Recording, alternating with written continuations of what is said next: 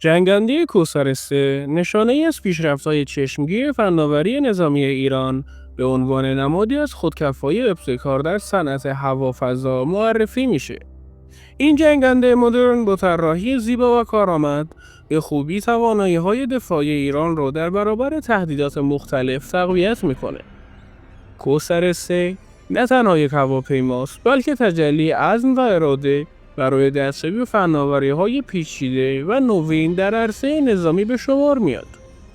با قابلیت‌های متنوع در حمل تسلیحات و انجام مأموریت‌های چند منظوره، این جنگنده به بخشی اساسی از نیروی هوایی ایران تبدیل شده و نوید بخش دوران جدیدی از قدرت هوایی.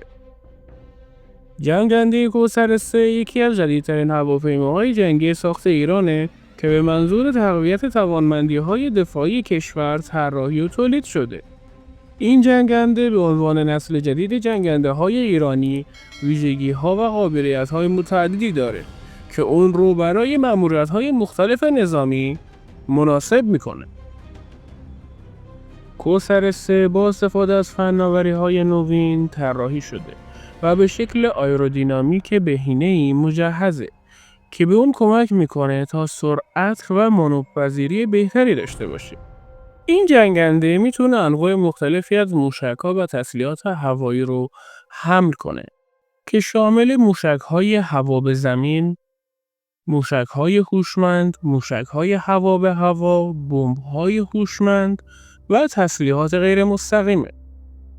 این تنوع در تسلیحات به کوثر 3 این امکان رو میده که تو انواع مختلف مأموریت‌ها از جمله تهاجم، پشتیبانی هوایی و شناسایی به کار گرفته بشه.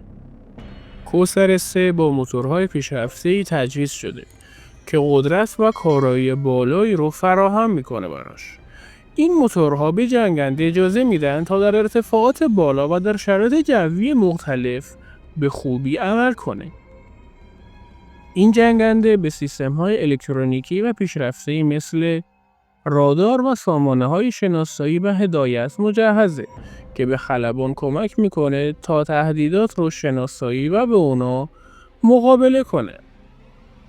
کوثر 3 توانایی انجام مأموریت‌های مختلف از جمله شناسایی، تهاجم و پشتیبانی هوایی رو داره که اون رو به یک سلاح چند منظوره تبدیل میکنه.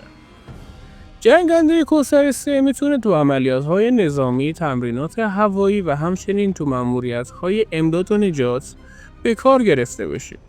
با توجه به توانمندی‌های این جنگنده انتظار میره که نقش مهمی در تقویت امنیت ملی و دفاع ایران ایفا کنه.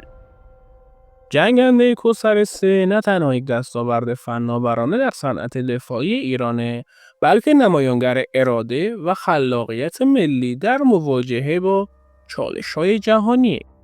با ویژگی‌های منحصر به فرد خود و توانایی‌های چند منظوره، کوثر 3 به نیروی هوایی کشور این امکان رو میده که در صحنه‌های مختلف نظامی به طور مؤثر عمل کنه.